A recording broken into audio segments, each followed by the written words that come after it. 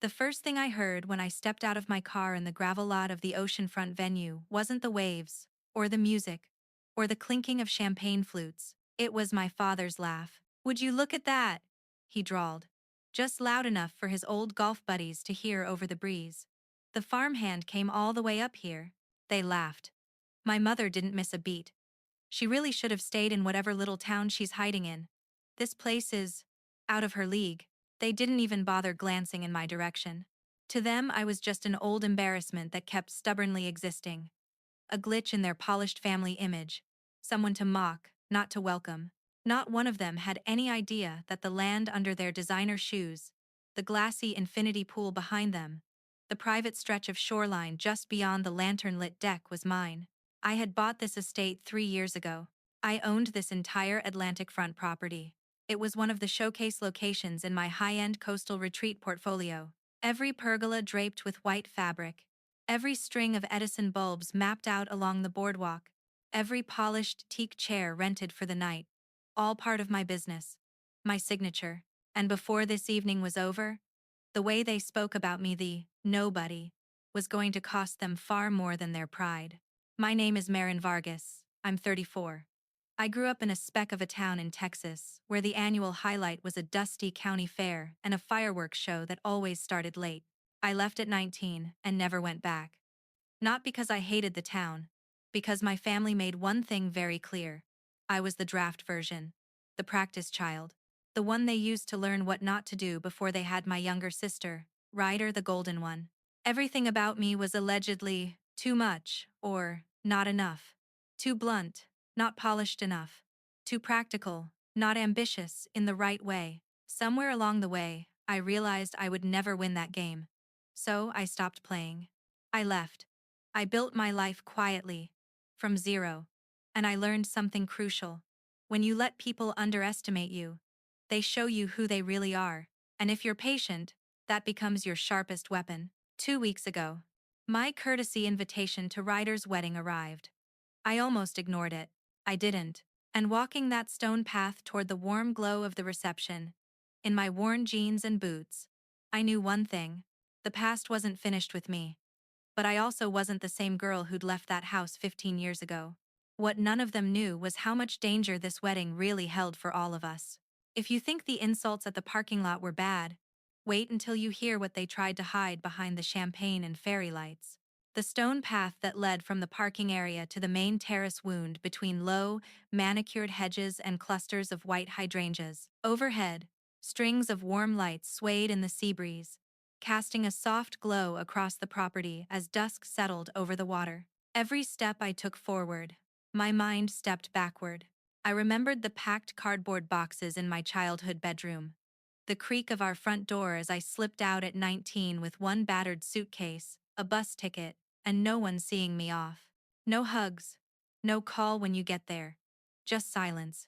Back then, no one tried to stop me. My parents had already decided their energy was better invested in Ryder, who, even at 16, had a cheerleader's smile, a growing Instagram following, and a knack for turning ordinary days into curated moments. I was the quiet one, the serious one, who didn't photograph well, and never gave them bragging rights at church. I landed in Florida after 2 long bus rides and a stale sandwich I couldn't really afford. My first job was at a modest beachfront motel where the most exotic item on the menu was a shrimp basket. I wiped tables until my knuckles ached, learned to smile at rude guests, and memorized the daily specials in 2 languages. I listened. I listened to managers talk about occupancy rates and off-season strategies. I listened when owners grumbled about property taxes or raved about a profitable summer. I watched how the front desk handled angry customers and how the maintenance crew cut costs without cutting corners. Every night, back in my tiny rented room with its flickering ceiling fan, I took notes. While my coworkers spent their paychecks on drinks and weekend parties, I spent mine on online courses in real estate, hospitality management, and business law. No one knew I was falling asleep with spreadsheets on my laptop and zoning regulations bookmarked in my browser. At 26, I emptied that first savings account, years of tips, careful budgeting, and side gigs on a rundown coastal cottage no one wanted. The porch sagged, the roof leaked, The place smelled faintly like mold and bad decisions. I saw potential. I spent nights and weekends ripping out carpet, sanding old floors, repainting walls, and learning to repair plumbing through tutorial videos and trial and error. When it was barely ready, I listed it as a coastal retreat. The first guests booked for a weekend, then a week. Then they came back the next summer and brought friends. One ugly little house turned into a waiting list. From there, it snowballed. One property became two, then four, then a string of high-end coastal estates up and down the eastern seaboard. But that version of my life never made it into family group chats, mostly because there were no group chats. There was no real contact. As far as my parents knew, I was still scraping by somewhere. It suited them to believe it. It suited me to let them. What they never guessed was that, for 8 years, the money keeping their life afloat wasn't riders, and tonight, all those hidden deposits were about to explode in their faces. Stay with me, because the way my secret generosity turned into bait for something far darker still makes my blood run cold. 2 weeks before the wedding, an oversized envelope arrived at my office, thick, cream-colored cardstock with gold trim, my name written in an elegant script that was definitely not my mother's handwriting. Riders, I assumed. Or some vendors. I turned it over in my hands for a full minute, debating. Invitations from them were never simply invitations. They were statements, announcements, proof that life had turned out precisely as they'd always expected. Their favorite daughter polished, adored, and on track to marry well. I almost tossed it straight into the shredder. Curiosity won. Inside was an invitation to a romantic coastal ceremony in the Hamptons, all florid language and exaggerated formality. I recognized the venue immediately from the photo on the front. My venue, my company name, discreetly removed in the photo's cropping, but impossible for me not to notice. Of course, my parents, who barely spoke to me, had somehow managed to book their perfect day at a property I owned.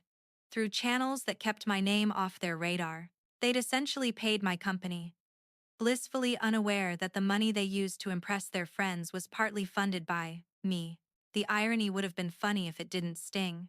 For 8 years, they'd been receiving anonymous transfers, enough to erase the last of their mortgage, repair storm damage on the roof, cover my father's physical therapy when his back gave out, and later, cushion their day-to-day living. Each payment issued from a corporate account, carefully routed through my finance department, labeled in ways only I and my attorney fully understood. I never signed my name. I never called to explain. I never asked if they needed it. I just knew their salaries and old debts wouldn't stretch forever. They decided the mystery deposits were from Ryder. Of course they did. She didn't correct them. Of course she didn't. The myth of Ryder, the high-earning PR guru, fit perfectly with the aesthetic she'd built online. My parents, desperate to have a winner in the family, swallowed the story whole and repeated it often. By the time I opened that wedding invitation, the narrative was cemented. Ryder, the success. Ryder, the provider. Ryder, who had supposedly bought them a better life. I could have exposed the truth. I chose not to. Instead, I closed my laptop, cleared my calendar, and decided to attend the wedding on my own property, as an invisible owner and unwanted sister. I had no idea yet that my anonymous support hadn't just propped up their lifestyle, it had painted a target on all of us, because when predators smell money, they don't care whose name is on the account. What I overheard at the wedding bar that night would finally show me just how bad things really were. By the time I pulled into the private lot that evening, the celebration was already underway. Soft jazz filtered through hidden speakers. Laughter floated in waves from the deck and beach below. The air carried a mix of salt, grilled seafood, and expensive perfume. I parked near the staff access area, force of habit, and stepped out into the cool, briny wind. That's when I heard my father's country bumpkin comment, my mother's agreement, their friends' smirks. For a moment, the old hurt flared up, hot and familiar. Then it cooled. I was not 19 anymore. I was not at their mercy.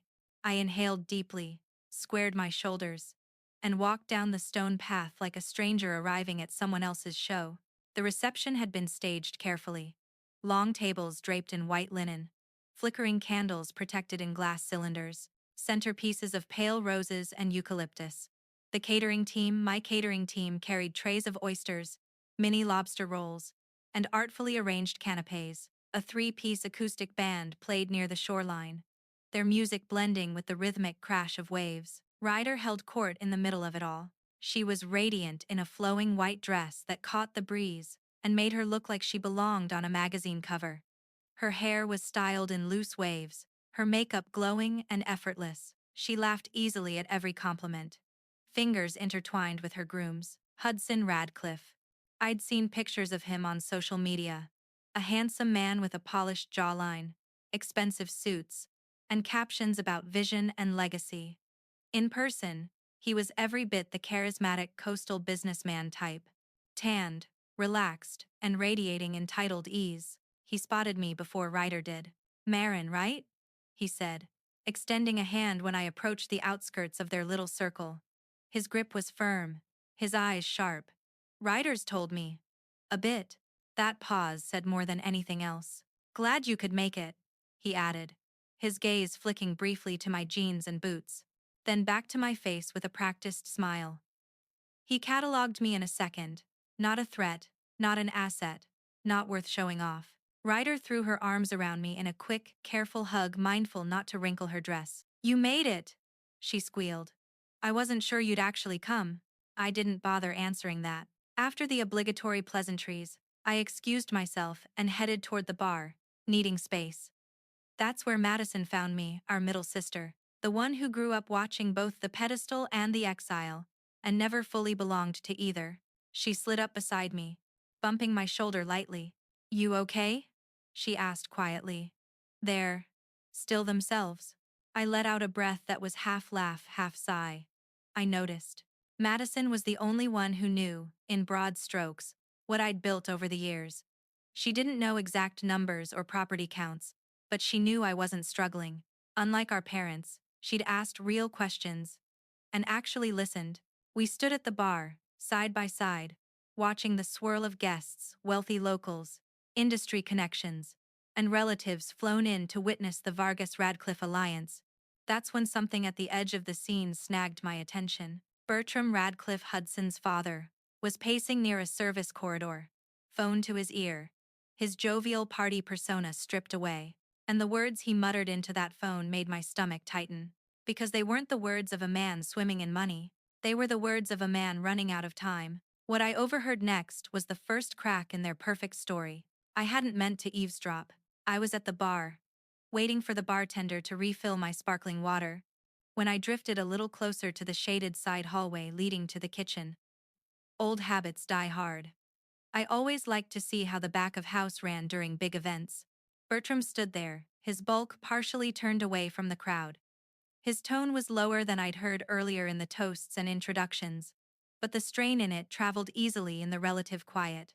"We just need this wedding to buy us time," he hissed into the phone. "A few more weeks of runway, that's it. The Vargas money is consistent. Once everything's finalized, we'll have direct access and..." He cut himself off, glancing around. I looked down at my drink, appearing uninterested. Years of being overlooked made it easy to blend into the background. "Pull from the secondary accounts if you have to," he said after a pause. "I don't care what you have to tell them. Just keep everyone calm until after tonight. We cannot afford anyone backing out now." He ended the call, forced a deep breath, and plastered on a party-ready smile as a guest approached him to chat. I sipped my water and replayed his words in my mind. Runway. Consistent Vargas money. Access. Something pinched at the back of my neck, a familiar twinge I'd learned to trust. I'd heard similar tones before from people trying to project success while quietly renegotiating payment terms, pushing invoices, or tapping lines of credit to keep a shaky venture alive. Earlier that day, my staff had flagged a few odd last-minute requests from the Radcliffe party. Scaling back the dessert station, shortening the premium open bar period, downgrading the late-night snack spread, all after contracts had been signed and deposits paid. Not catastrophic, just incongruent with the image they projected. It happens sometimes. Even wealthy clients hit a temporary squeeze. But paired with Bertram's call, it felt less like a minor cash flow issue and more like a looming collapse. I watched him rejoin his wife, Celeste, a tall, impeccably dressed woman in a beaded gown. Her hand kept drifting to her necklace, fingers brushing the stones like she was reassuring herself they were still there. My instincts sharpened. Ryder had always chased status and glamour. But she wasn't stupid. Still, people see what they want to see. And my parents? They saw the Radcliffe name as proof they'd finally climbed into the tier of people they'd always envied. They had no idea they might be standing on a trapdoor. Something about the Radcliffes didn't add up. And once I started pulling on that thread, I was not going to stop. Especially when Hudson himself decided to test me. It didn't take long for Hudson to find me again. I drifted toward the edge of the party, watching the tide roll in and the silhouettes of guests against the string lights. I was doing what I always did. Observing. Listening. Letting patterns form. Marin, he called out in that smooth, host-like tone, as if we were co-owners of the night. Come here a sec. Ryder was at his side, her fingers looped through his arm, eyes bright and trusting. My parents hovered nearby, basking in the reflected glow, pretending not to listen while hanging on every word. Hudson led us to a slightly quieter corner near the outdoor bar. I wanted a little family moment, he said, as if this were some sweet, spontaneous gesture. His posture was relaxed, but his eyes were steady, assessing. Before things get too crazy later. He looked from Ryder to my parents, then settled his gaze on me. Our family, he began, has closed a lot of significant deals in the luxury vacation space. We're very used to managing substantial assets and complex transactions quietly, with discretion. He said the last word with intentional weight. Ryder squeezed his arm, smiling admiringly. He's being modest, she chimed in. They're huge in coastal development. I said nothing. Hudson continued, voice still calm and pleasant. When families join, especially when there's considerable financial activity involved, it really helps if everyone's on the same page.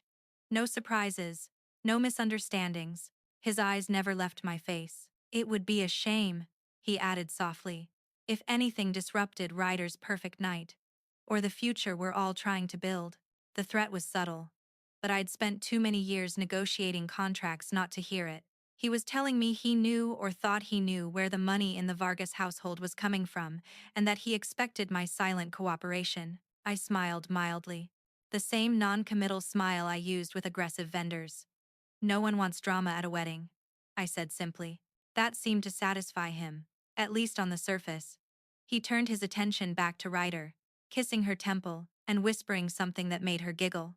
My parents looked relieved, as if some invisible test had just been passed. As they moved off to greet other guests, I stayed where I was, my mind cataloging every odd cue. The Radcliffe's sudden cost-cutting, Bertram's tense phone call, Hudson's veiled warning, my parents' desperate pride. One strange thing can be a fluke. A series of them is a pattern. And I'd built my entire company on learning to recognize dangerous patterns before they burned me. I stepped away from the crowd, pulled out my phone, and opened a secure chat. Because if my instincts were right, this wasn't just about my family's delusions anymore. It was about my company, my name, my future, and I don't let anyone gamble with those. Near the far edge of the property, just beyond the last row of tables, the light bled softly into darkness. I walked until the music and chatter became a muted hum behind me, and the ocean took up more of my attention than the party. I pulled out my phone and opened a secure channel to Jasper Quinn, my right hand in the business, my general manager, my early warning system, me. Dig deeper on the Radcliffe family. Any concerns from industry circles, banking, or prior developments. Quietly. I knew he wouldn't ask why. If I pinged him mid-event from one of our own flagship properties, there was a reason. While I waited, I breathed in the salt air and tried to unclench my jaw. Anger flickered at the edges of my thoughts. Anger at my parents for being easy marks. At Ryder for flaunting money that wasn't hers. At myself for feeding into the illusion with anonymous deposits. But under the anger was something else. Cold, steady calculation. My business had taken a decade of sleepless nights, risk, and grind to build. I'd done it without their help, their support, or even their knowledge. I wasn't about to let a con artist with a fake last name and a white smile drag my reputation and my assets into a federal mess. My phone buzzed. Jasper. Heard the name before. Hit watch lists a few years back, nothing formal. Just be careful chatter. Pulling more now. Will loop Ivy if legal flags pop. Ivy. Just seeing her name steadied me. My attorney had been with me since my first real purchase. If anyone knew how to firewall my assets against someone else's bad behavior, it was her. Another message came in from Jasper within minutes, then a short call alert from Ivy. I stepped farther down the sand, away from prying ears, and answered. Ivy didn't waste time on greetings. Marin, I cross-checked what Jasper sent with my channels, she said. The Radcliffes are not just aggressive developers. They're fronting a classic investment scam. Cold spread through my chest. She laid it out succinctly. Luxury vacation property. Shares. Pitched as fractional ownership in exclusive coastal resorts. Promised high yields. Appreciation. Limited spots. Early investors got paid only with the funds of later ones. No sustainable revenue. No real projects reaching completion. Just smoke, mirrors, and incoming cash to keep the illusion going. And Hudson? I asked. Not Hudson, she replied. His real name is Garrett Sinclair. He walked away from a collapsed scheme in Florida under that identity and resurfaced as Hudson Radcliffe with Mommy and Daddy as his cover story. The waves roared louder in my ears. And the Vargas accounts? I managed. You're on their radar, she said. Big time. What she explained next made it clear. My secret help to my parents had painted a dollar sign on their backs, and by extension, on me. And the Radcliffes had come to collect. Ivy's voice stayed professionally calm, but every sentence landed like a hammer. Federal investigators opened a file on the Radcliffe operation months ago, she said. They're building a multi-count case: wire fraud, securities fraud, money laundering, conspiracy. It's serious. And they're being methodical. I stared out at the black water, the foam at the shoreline glowing faintly in the reflected light from the property. How do we fit into this? I asked, already dreading the answer. They've noticed your parents, Ivy said. Not by name, specifically, but by pattern. Regular, substantial deposits from what appears to be a successful business entity. No obvious source of wealth otherwise. From the outside, it looks like your family's sitting on quiet money. Exactly the sort of unlocked potential the Radcliffes target. I closed my eyes briefly. 8 years of transfers. Mortgage payments, repairs, medical bills. All of it, routed through my company accounts under sanitized labels, carefully separated from my personal identity. I'd done it to help them without inviting them into my life. They'd done their part by never asking questions, happily believing Ryder was the source, and then they'd bragged about it, loudly, repeatedly, to anyone who would listen. That performance, Ivy explained, had done the rest. The Radcliffes built a profile. She continued. They think your family is quietly wealthy. Your parents were bragging about Ryder's success, about connections back east, about steady financial support. That chatter, combined with the deposit trail, made them very interesting marks. I pictured my mother holding court at small-town gatherings, dropping Ryder's name like a chandelier, spinning vague stories of big clients and PR campaigns. I pictured my father casually mentioning, "Our Ryder got us straight," to old coworkers still counting their paychecks. They hadn't lied, exactly. They'd just attached the truth to the wrong daughter. The investigator's main concern, Ivy said, is whether any of your corporate accounts appear entangled with the Radcliffe web. Right now, they don't. Your books are clean, but if you don't get in front of this and they go down publicly, any perceived connection could cause collateral damage. So I have to choose, I said slowly. Help them speed this up, or stand back and risk getting swept into the suspicion. Yes, Ivy said. And Marin, you also have to decide how far your protection extends. To your parents. To Ryder. Because if you hand over internal documentation that clarifies where those transfers came from, you'll draw a line between your legitimate business and their fantasy life. The investigators will see clearly who built what and who lied about it. I let out a long breath. For years, I'd quietly patched the holes in their ship from a distance, letting them believe it was Ryder at the helm. Now that same illusion had steered them straight into the sightlines of professional predators. And as cruel as it sounded, part of me knew this. I was done paying for their denial. I'll send what you need, I said firmly. Tonight. Because if a reckoning was coming, I wanted to make sure I wasn't the one drowning in it. What I planned next wasn't just about survival. It was about finally, decisively, stepping out of the role they'd written for me. When the call ended, I stood there for a moment on the darkened edge of the property, phone still in my hand, fingers numb. Then the numbness shifted, hardened. I'd worked too hard and too clean to let someone else's fraud smear my name. If the Radcliffes were going down, they were going down clearly separate from me and my company. No gray areas, no confusion. I texted Jasper again. Me. We're cooperating with the federal case. Need a compiled packet. Internal transfer logs to Vargas account. Routing info. Timestamps. Only what's needed to show separation, plus anonymity. Ivy will forward to investigators. Jasper. On it. Will loop AV Tech on your other request if you still want to proceed. I glanced back at the glowing reception area. From here, it almost looked like a movie set. The bride and groom at the center. Guests laughing. Staff moving with choreographed precision. Yes, I typed. We still proceed. Because somewhere between the insults in the parking lot and Hudson's veiled warning, my role in this whole charade had crystallized. I was not the poor relation sneaking in the back. I was the owner of the stage. And I was about to pull the curtain. On my way back toward the main terrace, I cut through a staff corridor where Jasper was already overseeing things in person. He made a point of being on site for major events. His face shifted when he saw me, from routine focus to something more guarded. Everything okay? He asked quietly. Not for them, I said. I need you to do two things. First, finalize the evidence packet for Ivy. Second, I want access to the main screen in the reception area. He didn't flinch, just nodded. You're planning to go public, he said. More statement than question. Not with everything, I replied. Just enough exposure to give the agents a clear, public trigger. They're here. They're close. They just need a moment. Jasper had spent enough time with me to know I didn't blow things up without a plan. Our tech can override the slideshow, he said. We'll queue up what you send and wait for your signal. Do it, I said. As he turned away to coordinate with the AV team, my phone buzzed again.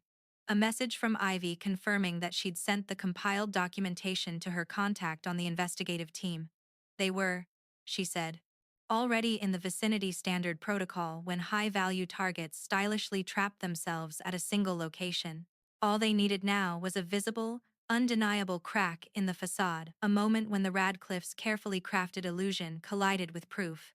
I slipped my phone back into my pocket and scanned the crowd for Madison. If one person deserved to know what was coming before it happened, it was her. I found Madison near the railing that overlooked the beach, a drink in hand, her gaze drifting between the dance area and the horizon. She'd always been the observer among us, the one who noticed the things nobody said out loud. When she saw me, she straightened, reading my expression instantly. What's wrong? She asked, setting her glass aside. Walk with me, I said.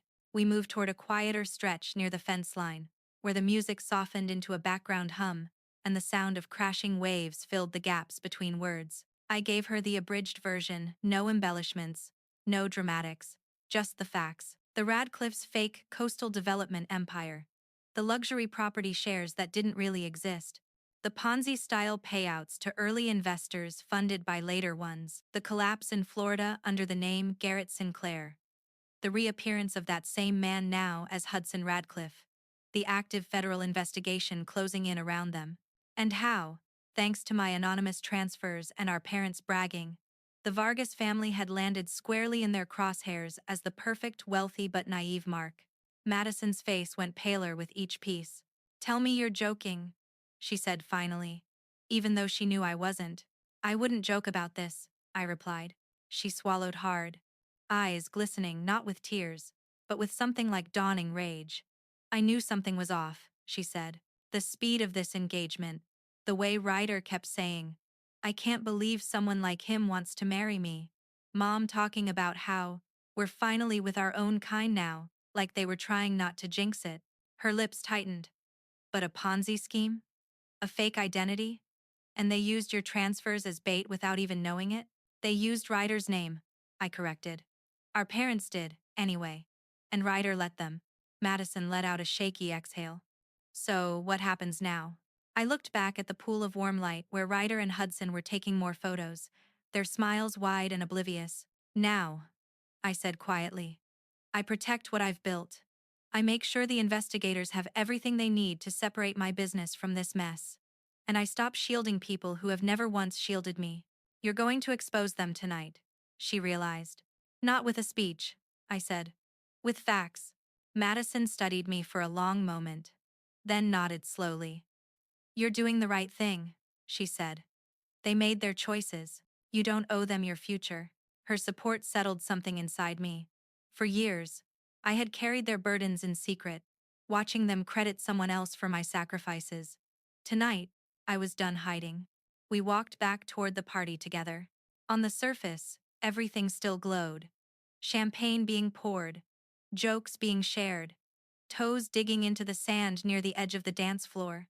No one watching had any idea that the night was about to split in half, and that I was about to be the one holding the knife. By the time we rejoined the main crowd, the evening had moved into the high point of the program. Ryder and Hudson were taking staged photos with family. My parents hovered proudly, directing people like they'd been born for this kind of event. Now one with the bride's family only. Okay. Now just the couple and the Radcliffes. I lingered at the periphery, just within the glow of the lights, far enough to see everything and close enough to act when the moment came. Jasper caught my eye from near the tech station and gave a small nod. The AV system was ready. The slideshow of childhood photos and engagement pictures was cycling on the large screen behind the band, but with one command, it could be replaced. The federal team, according to Ivy's last text, was already positioned nearby. They were waiting for unambiguous grounds to make their move. A public revelation of identity and prior charges would qualify. As guests refilled their drinks and laughed freely, my mind ticked through the sequence one last time. Evidence sent to investigators. Internal logs forwarded to establish my business as the anonymous benefactor, not Ryder. AV override prepared with key documents. Prior court filings. Identity matches. Financial trace diagrams. Federal agents ready to step in the moment the illusion cracked. The staff started rolling out the large, tiered wedding cake from a side tent. 4 elegant layers, frosted in smooth white, decorated with delicate flowers that matched Ryder's bouquet. Phones went up as people jockeyed for good angles. This was the centerpiece moment, the symbolic sweet beginning of a new life. And I was about to drop bitter reality right behind it. The band shifted into a soft, romantic melody as the cake was positioned center stage. Guests clapped, some whistled. Flashlights flickered as people set their cameras to record. Bertram stepped forward, taking the microphone from the DJ with that booming host's confidence I'd seen earlier. "If I could have everyone's attention," he called out. The crowd quieted. He raised his glass, beaming.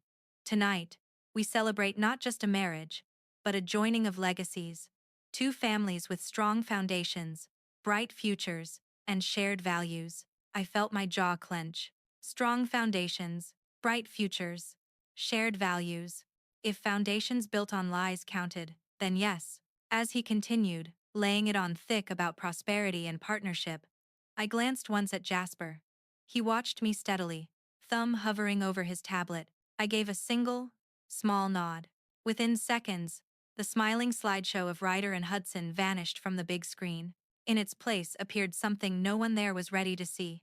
The shift was almost imperceptible at first. 1 second, the screen displayed a photo of Ryder and Hudson laughing on some dock at sunset. The next, it went black for a heartbeat and then lit up again. This time with a very different kind of image. An official seal. A court header. Lines of dry, dense text. At first, the guests just looked confused. A few chuckled nervously, assuming it was some kind of glitch or edgy joke. The band faltered, then kept playing quietly. Bertram, mid-toast, trailed off. Behind him, the text scroll paused on a bolded line. State of Florida v. Garrett Sinclair. A murmur rippled through the crowd. People leaned forward, squinting. Someone near me whispered, "Is that a legal document?" The display shifted. On the left side of the screen appeared a photo of a younger man, same jawline, same eyes, hair slightly shorter. Beneath it, Garrett Thomas Sinclair. On the right side, a current headshot of Hudson Radcliffe, scraped from some article or website. Between them, a simple label, matched. Identity confirmation. The murmurs turned into a low wave of bewildered noise. Bertram had gone pale. He spun toward the screen, then back to the crowd, his smile frozen and unnatural. This is... he stammered. The slideshow continued. This time, simple graphics showed money flows. Investors on one side, shell companies and projects on the other. Arrows pointing from incoming funds to payouts to earlier investors. A classic Ponzi diagram. Then, a document excerpt about luxury coastal fractional property shares, promising high returns. Someone in the back gasped, "Oh my God." Phones began dropping from recording mode as guests tried to make sense of what they were seeing. The band stopped playing altogether. Ryder turned slowly to look at the screen. Cake knife clutched in her hand, her face draining of color. The final slide appeared. A redacted excerpt from a federal surveillance authorization, the Radcliffe name highlighted, along with AKA Hudson Radcliffe, FKA Garrett Sinclair. A loud, clear voice cut through the noise from the far side of the deck. "Federal agents," it announced. Firm and controlled. "Nobody move, please." 3 men and 2 women in plain suits entered the lit area from opposite sides, badges raised. The crowd instinctively parted around them, 100 small steps backward, widening the space. "Bertram Radcliffe," one agent said, moving toward him. "Celeste Radcliffe, Garrett Sinclair, also known as Hudson Radcliffe. You are under arrest for conspiracy to commit wire fraud, securities fraud, and related financial crimes." Bertram sputtered something about a misunderstanding. Celeste clutched his arm, her hand flying to her necklace again. Hudson Garrett instinctively tried to shift away, only to find another agent blocking his path. Guests stared, silent, some with their phones up again, this time not for wedding memories, but for evidence. And Ryder?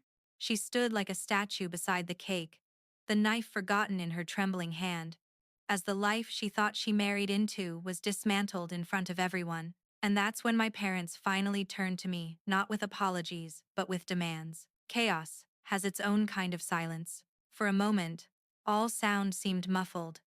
The distant roar of the ocean, the low murmur of stunned guests, Bertram's protesting voice fading in and out as agents read him his rights. Then everything rushed back at once. Ryder stumbled backward into a chair, her mouth opening and closing without sound.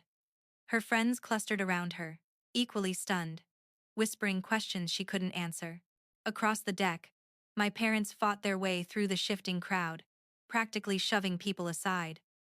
My father's face was ashen, his jaw clenched. My mother looked like she'd just witnessed the sky collapse. They reached me, desperation radiating off them in waves. "You have to do something," my father demanded, grabbing my arm. "Stop this. Fix it." My mother chimed in, voice cracking. "They're arresting your sister's husband, our new family. This can't, Marin. You're the one with money now. Use it. Call whoever you need to call." Not one word about the years of contempt. Not a single, "we didn't know." Just instant expectation that I'd throw myself into the fire for the image they'd tried to maintain. "Money doesn't erase felonies," I said evenly, pulling my arm back. "And this isn't a misunderstanding. This has been going on for a long time." My mother stared at me, offended. "You're just going to stand there? Your sister's life is being destroyed." "No," I cut in. "Her fantasy is being destroyed. Her life is still hers. What she does with the truth now is up to her." My father leaned in, lowering his voice as if we were in some negotiation. "You've been sending money all these years," he hissed. "Don't pretend you can't step in. We know you have resources." I looked at him steadily. "You don't know anything about what I have." For a heartbeat, something like confusion flickered across his face. Then his indignation returned, stronger. "This family has always taken care of each other," he said. It's your turn to show up. Really show up. I thought of the quiet transfers, the cleared debts, the roof repairs, the hospital bills, all the ways I had shown up while they applauded someone else. Funny, I said softly. I've been showing up for 8 years. You just didn't bother to ask who was actually behind the help. Their eyes widened slightly. The agents were leading the Radcliffes away now, reading rights, listing charges. Guests were buzzing, jaws dropped, some already speculating about news coverage. It was time. Jasper appeared at my side, wordlessly handing me the microphone the DJ had abandoned. If my parents wanted me to say something, I would. Just not what they expected. I stepped forward into the open space the agents and the spectacle had carved in the crowd. The microphone felt oddly light in my hand. The chatter around me dropped to a hush. 100 faces turned my way, some confused, some curious, a few recognizing me vaguely as the other sister. "Good evening," I said, my voice carrying over the soft hiss of the ocean and the distant scuffle of the arrested being escorted away. "Sorry for the unplanned interruption." A few people let out short, disbelieving laughs. Most just stared. Since the screen already introduced tonight's special guests from the justice system, I went on. Let me fill in a few blanks. The people you just saw escorted off this deck have been running an investment scam built around fake or unfinished vacation properties. They've been using false identities and fabricated success stories to target families who look like they have something quietly worth taking. I glanced briefly at Ryder, whose eyes were glassy and fixed on the ground. For months, years, really they relied on bragging and appearances, on people who cared more about seeming wealthy than asking real questions. My mother bristled visibly. My father glared. I met my parents' eyes and didn't look away. For the last 8 years, I said, someone has been sending steady money to the Vargas household. Enough to save the family home, cover medical bills, handle unexpected expenses. Those deposits were routed through an anonymous corporate structure. A rustle went through the smaller cluster of relatives from back home. Everyone assumed it was Ryder, I continued, because she had the image, the lifestyle posts, the vague captions about big clients and big wins. Ryder finally looked up at me then. Her lips parted, her face a silent plea. But it wasn't Ryder, I said. Silence stretched tight across the deck. It was me. I let it land. No dramatics. Just oxygen and truth. I left home at 19. I went on. I worked in small beach motels. I learned the business from the ground up. I built a company that now owns a chain of coastal estates from the Carolinas to Maine, including this one.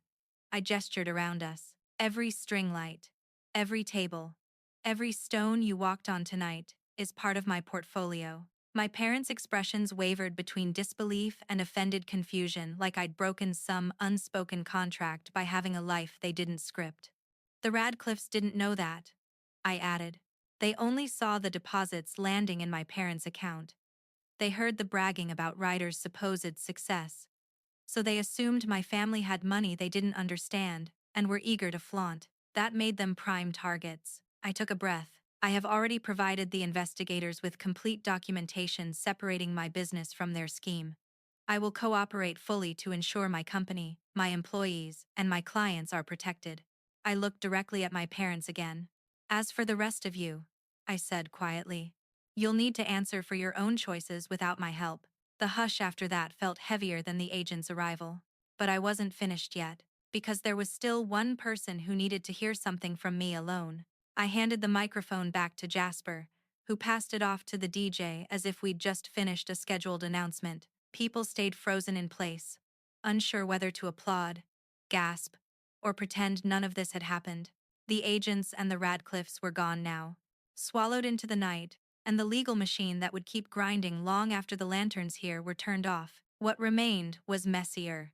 The aftermath between the people who still had to look each other in the eye. My parents were the first to speak. "You let us believe it was her," my mother said, her voice taut, pointing a shaking finger at Ryder. "You made us look like fools." "I didn't let you do anything," I replied, my tone flat. "You never asked. You were too busy enjoying the story you'd written." My father took a step closer, anger finally catching up to fear. "We would have been proud of you," he snapped, "if you'd told us. If you hadn't hidden everything. I met his gaze. You were never proud of who I was, I said. Only of who you thought you could show off. There's a difference. For a second, something like hurt flickered in his eyes. Then it vanished, swallowed by defensiveness. I'm done, I added quietly. I won't explain myself to people who only see me when they need saving. I turned away before they could answer. If there was one thing I'd learned from years of distance, it was that some arguments had no bottom. I wasn't going to fall back into that pit on the very night I'd finally climbed out of their shadow. I found Ryder sitting near the edge of the deck, her white dress pooled around her, staring blankly at the sand. Her makeup had begun to smudge, dark traces beneath her eyes. When I approached, her shoulders tensed, then slumped. Did you know? She asked, her voice raw. About him. About all of this. Not until tonight, I said. Not with certainty. But I suspected something was wrong when I got here. She let out a bitter laugh. Of course you did. You always see the things I don't. That's not a compliment, I said gently. It's just different wiring. She was quiet for a moment. You made me look like a liar, she said finally. In front of everyone. You lied, I replied. Not unkindly, just honest. To them. To yourself. You took credit for money you knew you weren't sending. Her jaw tightened. I thought if they believed it was me, maybe it would become true. Maybe I'd grow into it. That's not how growth works, I said. But you can decide. Starting now. Who you actually want to be without a costume. Tears slipped over her lashes, tracks visible in the dim light. What do I do? She whispered. I can't answer that for you, I said. I've already done enough for this family in the dark. What I can tell you is this. The truth is out. The illusion is gone. That hurts now. But it also means you're free to build something real, or to chase another fantasy. That choice is yours.